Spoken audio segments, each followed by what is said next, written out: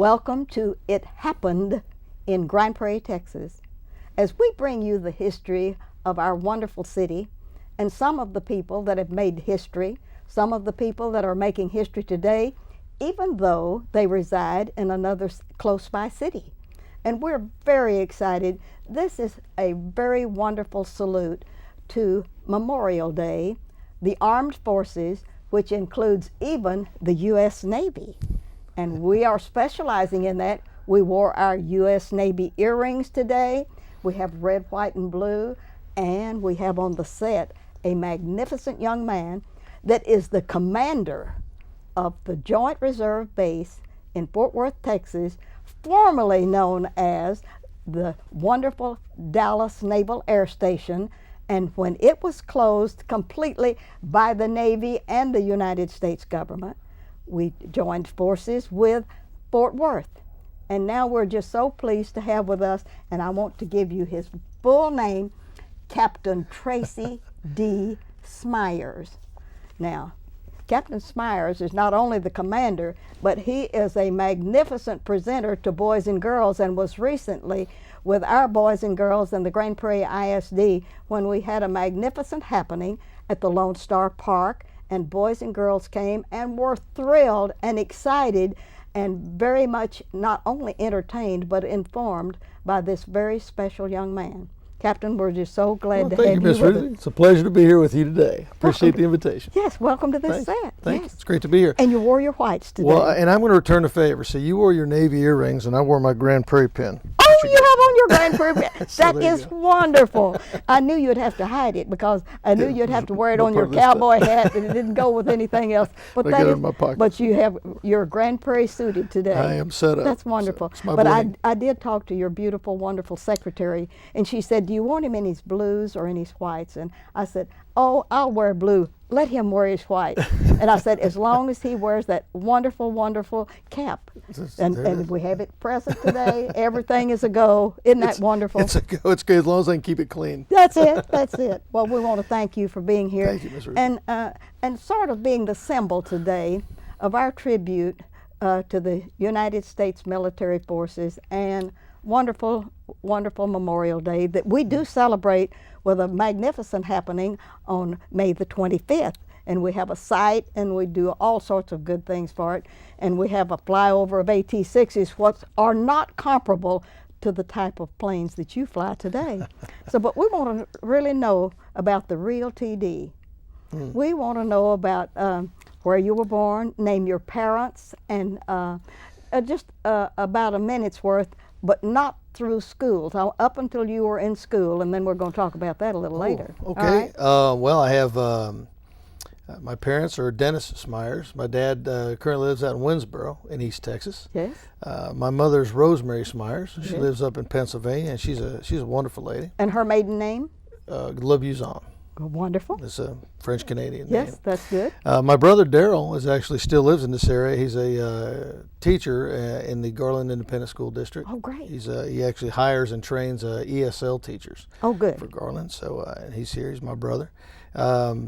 I don't want to progress through school. I guess I'll tell you. I was born in Dallas and grew up in Euless, Texas in my early years, and then out in Boyd, Texas for most of my formative years. Yes. Graduated from Boyd High School, but I've leaked into school now, so All right. I'm gonna have to back off a little bit. That's wonderful. Okay. Do you have siblings? Just Daryl. Just my brother Daryl. Daryl's who's in it. Garland. Okay, that's wonderful. And when you did begin school, where did you begin your education? Well, when I was in Euless, I went to Midway Park Elementary School out there, right. and that's where I was raised out there until we did move out to Boyd. And my folks decided it'd be good to move out into a rural location for my brother and I, and we homesteaded a place out in Wise County near Boyd. And then I started school there in the 6th grade, and then completed the rest of it out in Who was Boyd. your favorite elementary teacher of all the world that really impressed you, that maybe decided you were the top one in the class, or took care of you when you got in trouble and all of the good stuff? Well, of course, I never got in trouble. That's it. Yeah, of course. Yes. Which I think there's a lot of people that would dispute that. But I'll probably Miss Teague. She was a great teacher out there, and Yes. she showed a lot of of patience, Yes. understanding as I grew up. My favorite teacher I actually had was a high school teacher. My Daryl Neely. He was a science teacher, and he was a science teacher. He was an Army veteran, and he displayed a lot to me as I was growing in high school and as I was developing into who I was going to be. I think at that fairly late stage of childhood, but the beginnings of adulthood. Was that Boyd High School? It was. That is wonderful. The magic year you'd graduated. 1980. 1980. That's the year I graduated high school in Boyd. Yeah. And do you think he had more influence on your life than any other member of the faculty or anyone else in Boyd other than your family?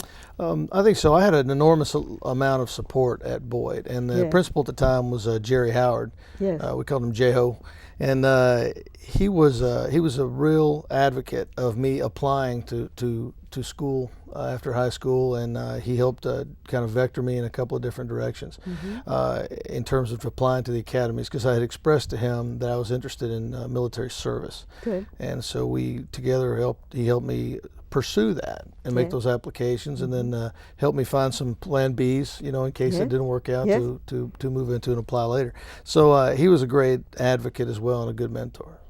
And when you left Boyd, what happened to TD? Where'd you go? Well, for the first time in my life, I left the state of Texas and I went to the U.S. Naval Academy in Annapolis, Maryland. I got accepted in there. I still think to this day it was probably computer error, but I got accepted into the Naval Academy and embarked on an amazing adventure. And I had no idea when my dad drove me to Dallas-Fort Worth Airport to get on that plane to go to the Naval Academy, how my life was going to change and explode. And it's been an amazing career. It's kind of an interesting thing. As I was applying to the Naval Academy, one of the tests I had to take to get in there was a physical fitness aptitude, or PFA test. And my dad took me to Carswell Air Force Base to take that test at the gym. And I took it there, obviously never in my wildest dreams expecting that someday I would return to Texas almost 3 decades later and command that same installation. Yeah, it's pretty wild. That is really wild. And during all of your career there at the Naval Academy, you got real special assignments, but you got through school and graduated. I got through school and graduated. I ran track when I was there, did intercollegiate track at the Naval Academy, and I grew an amazing amount. I got to travel a lot. I learned a lot. The Naval Academy is a great institution of not just learning, but of creating in you those core values that the Navy has: honor, courage, and commitment. Yes, so I enjoyed my time there. I'm proud to be from there. And after the academy, what happened? After the academy, I went into aviation. Okay. Chose a section of aviation called Maritime Patrol. We flew P-3 Orions. That at the time, the primary mission was anti-submarine warfare. Yes. And embarked on a series of deployments that took me all over the world, and tracking primarily Soviet at the time submarines, and keeping track of them, keeping tabs on their location in case we ever had to engage them. Were you still single at this time? No, I married out of the academy. I was married for 22 years, and then I had 3 great kids. I have 3 daughters. Now let's name the kids. We got to get them in there. Got to get them in. Tell me where they are now. Okay. Anything you want to tell about each one? Oh, I'm very proud of them. Jen is my oldest. She's 23. She's married. She lives up in Washington, D.C. She went to American University, finished up in 4.5 years with a bachelor's and a master's degree. How wonderful. Oh, she's a go-getter. I wish I was that focused when I was her age. And then she currently lives there and works in the immigration reform field. She's basically a lobbyist in Washington. Yes. And my middle daughter, Lindsay, is my little pixie. She's 19. She did a year up at George Mason University in Fairfax, and now is relocating up in the Chicago area. Yes. I'll be visiting her in a couple of weeks when I go up there on a business trip. Excellent. And then my youngest, Sarah Rose, lives with me now. She's 13, and she's an 8th grader out in Fort Worth, getting ready to transition to Arlington Heights High School next year. She's a stem winder, I hope. Oh, yeah. That is good. She'll keep you busy. She already keeps me busy. It'll continue, I'm sure. That is wonderful. And I've remarried now. My wife, Barbara, lives with me. She's a wonderful photographic artist that's bringing her field into this area now, her clientele. And her son, Dalton, is 12. Dalton is 12. And her daughter Brooke is 10. So we have well, as of the day after tomorrow, Sarah will be 14. So we'll have a 14-year-old, a 12-year-old, and a 10-year-old at the house now. That is perfect to keep you busy like you won't believe. As if the job's not busy enough, that definitely rounds the day out. Yes, I can that assure you. really does. And do you help in any way with them with their sports or anything, or are you just a good father? Well, I try to be obviously all those things, but they've taken an interest lately in indoor rock climbing. Oh. So I've taken them around to do that in some locations and gotten them interested, and they enjoy that a lot. So I'm a helper, I guess, to my wife Barbara, who's managing to build her photographic business here and keep on top of the home stuff as well. Before you came to the Joint Reserve Base, what was the last position you held prior to that? I was up in the Pentagon. I worked in Naval Aviation Requirements. In that little Pentagon that's always getting run over by everybody. Yes. Was that tough? In many ways it was. The Washington, D.C. area is a tough area to live in. Yes, it is. It's a fun area to live in if you do it right. I mean, there's wonderful museums. The history is amazing. And there's great places to go. So I did enjoy Washington, D.C. Your assignment during that time at the Pentagon, what did you do?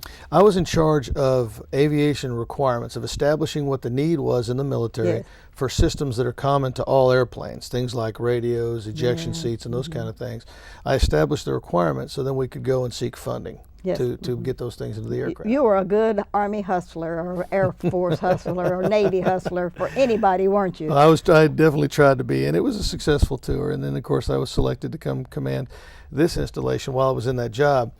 What does that do to your family when you uproot them from the Pentagon and bring them down into Texas where it's hot and everything? The weather happens also gloriously in Well, Texas. my wife is a warm weather person, so to her it was a wonderful delight. thing. But it is always a change. Yeah. Military kids and military families get tough because they have to continually reinvent themselves in a new location. New jobs, new friends, new family, new culture, new habits. So it does. I found that my children have grown a lot from those experiences, and then as they've launched out on their own, they've been very tough and very independent. So it's been a good thing, and it's given us a lot of stories. I mean, we've been all over the country and done some really neat things together. So That is really wonderful. it's been good. Well, and now that your first assignment coming to, you haven't been on board more than 2 months, have you? Or I've been in command of the installation now a year. a whole year? A whole year. I took over in April of '08, and April I'll 08. be in command of that through the summer of '11, as long as I Yes. don't misbehave. Straighten up and fly right. That's right. I'll be That's fine. it. We call it having a change of command with a band. We want one with a band. Oh, that's good. And your favorite of all of the planes you've ever flown, name some of the planes you've flown, and especially your most favorite. Well, this is going to be kind of interesting because I'm a Navy guy. I'm a Navy officer, and I grew up and I've flown several trainer aircraft, but the P-3 Orion was my primary aircraft. That first one you flew. The P-3. Yes. Well, it's been my only airplane that I've flown operationally. When I came here, however, and took over a joint base, it was a whole different animal. Now I've got a base that has Marine aircraft on it, Air Force aircraft, Army aircraft, and the Air Force took me up in their two-seater F-16, which I really enjoyed. That was probably my favorite ride. Your favorite ride of all? Out of my whole career so far. And a very good friend of mine was the pilot in command, Kevin Pottinger, who was in command of the 301st and has now moved on to the Air Force Personnel Center in Denver. Tell me about that exciting flight. It was great. We first of all, the F-16 it's like an awesome looking. It's a sports car, man, for aircraft, and it's built to be a fighter aircraft. So it's very diverse. It's also got an attack role, and we got to go out and practice both of those missions up there, and recovered back. Got to take the stick a little bit from Potts and fly it around and try to give him as much help as I could while we were being attacked by aircraft simulating the enemy. Yes. And you'd have to ask him how successful I was at helping him, but I enjoyed it a lot, and it also opened my eyes a lot as a base commander to the mission that I'm supporting there. Because my role there is much like a landlord. I mean, I keep the plant running. I provide housing, provide weapons, fuel, hangar space, and runway space for these folks. Also tower operations so they can constantly train. And so it's nice to know the missions of those different aircraft so that I can support them better.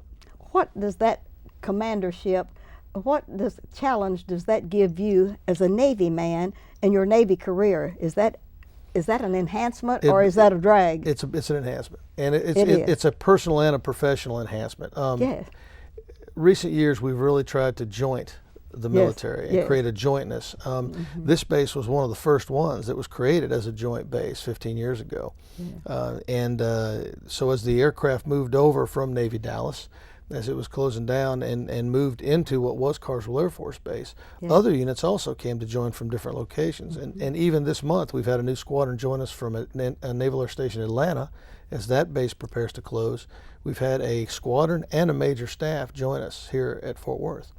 In Fort Worth, when you have all of the different branches of the military coming together, do you meet with them and counsel with them and All the have time. joint meetings? And tell me I- about something like that. That would be so exciting. It's very exciting, and it's very different because the Navy and the Army and the Air Force and the Marine Corps, we all have very different cultures and different ways of doing business.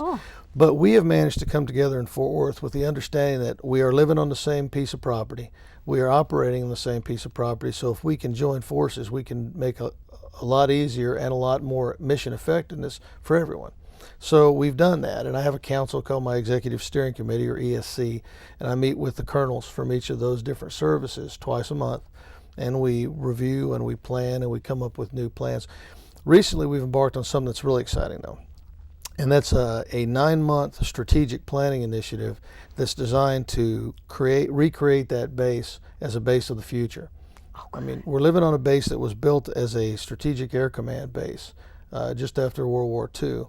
And it's got a lot of aging infrastructure, and it's built to support B-36s, B-52s, and aircraft that use every bit of that 12,000-foot runway. And the aircraft we fly out of there now have different missions. Yes. We have logistics aircraft flying for the Marine Corps, the Texas Air Guard, and the Navy.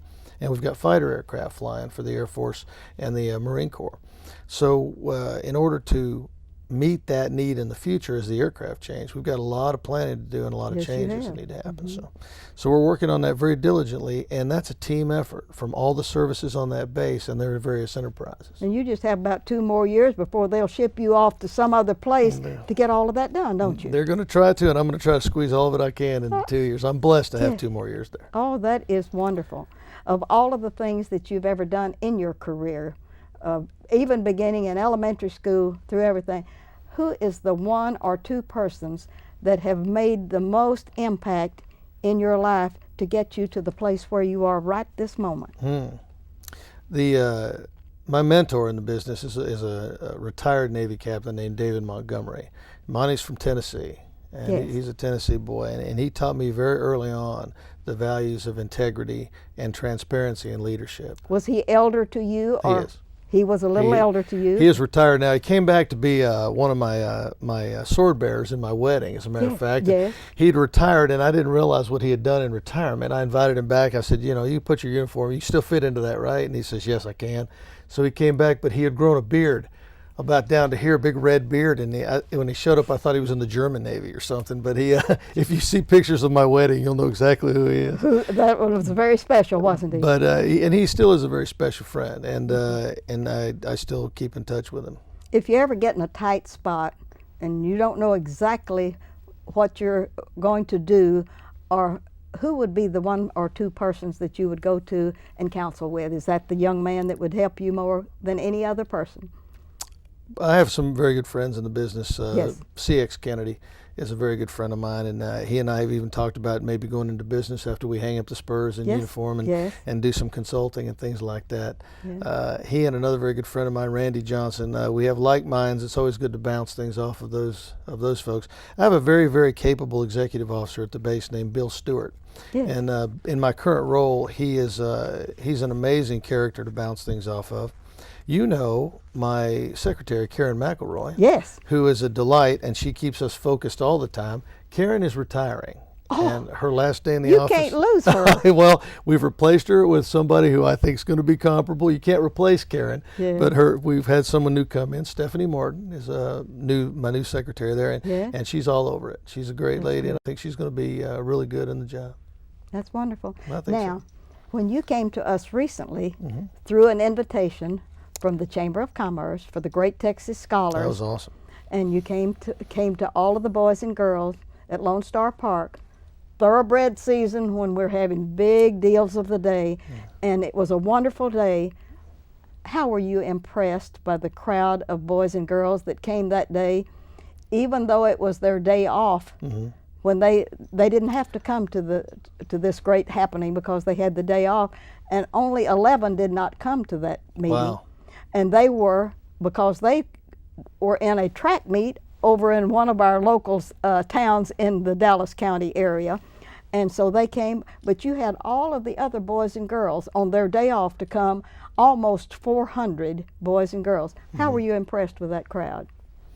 The time I was there, I showed up early. I got to meet you, and which I'd heard about you, so it was great to meet you there. I spent walking around talking to some of the kids that were there, just kind of get a feel for who I was addressing that day. Yes. And I was immediately impressed by their focus and their plan. A lot of times I run into groups that are worried about the younger generation. Yes. They're worried about young folks these days. If they had been able to go with me through that group, they would have seen some kids that were focused, that were thoughtful about their future, that had a plan, and were a lot smarter than we were, I think, at that age. And I really enjoyed the time interacting with them for a number of reasons.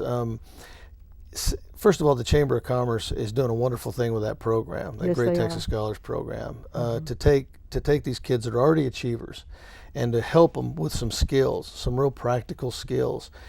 They let them see how government runs. They let them see how the school board runs. They teach them to interview and have them do a mock interview. I was really impressed with that process because now it helps these kids who we talk to a lot of times about concepts and character and things, and see some real live practical application. And I think these kids took it and are running with it. All of them had some kind of eye-watering plan. And that day we were there, we were talking everybody from veterinarians to cosmetologists. There were all these fields, and they were launching out on their lives, and tapping into that excitement was really a neat thing for me. Well, it was wonderful because I don't believe we've ever received as many favorable reports through the Chamber and the Great Texas Scholars. We've been doing that for about 10 or 15 years, and it's just wonderful because they were really impressed with you, and they listened. And weren't they an attentive group of boys and girls, even students of their age? Sometimes you get the not the cream of the crop, I'll put it that way, but I think you got the cream of the crop that day, and you were very, very good at getting their attention. And we've heard just so many wonderful remarks about that. But I would like for you at this time to look out into the camera where it says guest. And I'd like for you to speak to the young people in town. Some of them watch our shows. Some of us tune us out. They said those are the old folks. But I'd like for you to look and give them a message about how wonderful for them to consider a lifestyle like you have given us today, and to get into the military if it is their wish. In other words, there are people that will help them, and just to give them an exhortation today about being a part of the military, and someday be the commander of the Joint Reserve Base at Navy Fort Worth. How much time have I got? Yeah, you've got about 2 minutes. 2 minutes. Or Okay. 3. You got 3. But it will run over if you go more than 2 minutes. I think we can do it too. Let's go. When I spoke with the group out at Lone Star Park, we talked about, I called it Leadership 201 because it was progressing beyond the advice that you get from everybody that wants to give advice to folks that are leaving high school, getting ready to march out on their lives after high school. But it's more of a Success 201. And some of the tenets of that were to be yourself. And you're unique, and what you bring to whatever career you choose is going to make that career better. It's going to grow it. It's going to make it more diverse and more exciting. So be yourself, and don't try to be somebody else, or don't let anybody make you into somebody you're not. To step out and dream your dreams. Don't give up on them, because they're going to drive you. And if you're always reaching for them, you'll never fall short. You'll always achieve something great.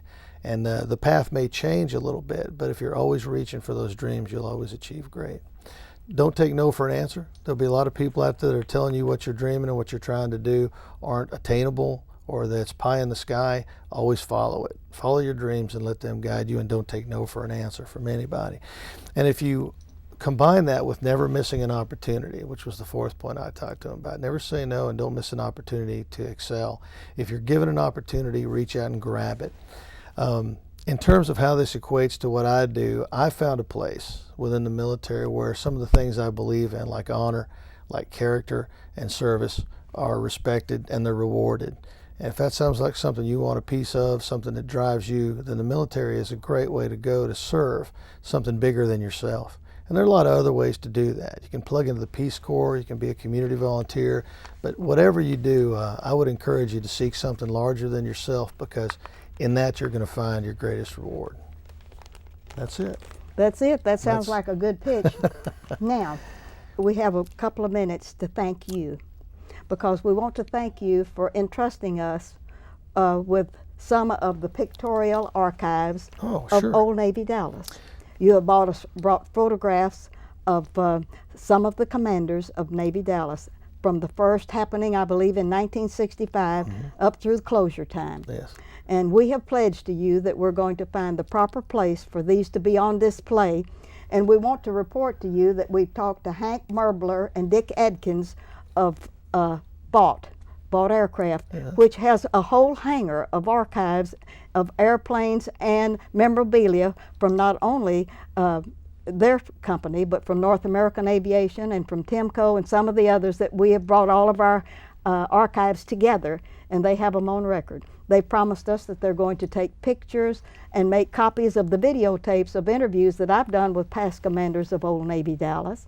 And we're going to take these after that and make copies for everyone that wants a copy of those to preserve that history. And we're going to be held responsible for those here in Grand Prairie, Texas, until everyone gets a copy of everything that they want, and that we will promise that we will do the best that we can, because we have the air hogs in Grand Prairie, and we think that they might like to have a copy of all of these past, because we have many things to cover on all of those. I want to thank you for entrusting us with these photographs.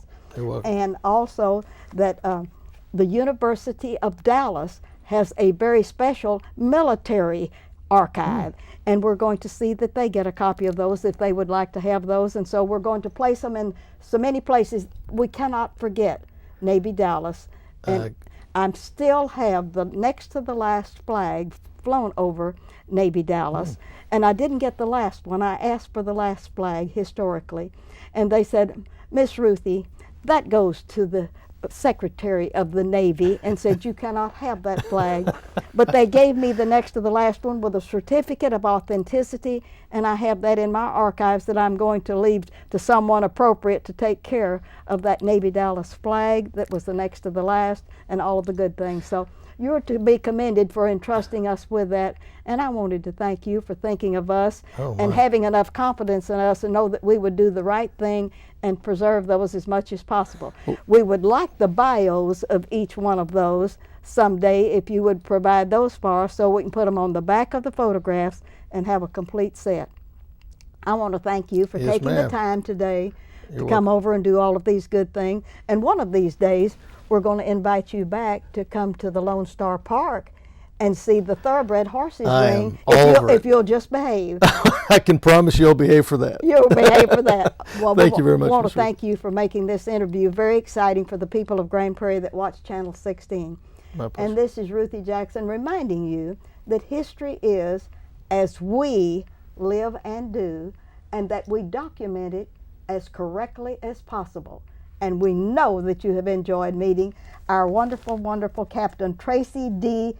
T.D. Smyers from the Joint Reserve Base in Fort Worth, which is an extension of the old Navy Dallas Naval Air Station that we enjoyed so much historically over the years. Thank you for watching our show, and thank you again for being with us today. My pleasure, Ruthie.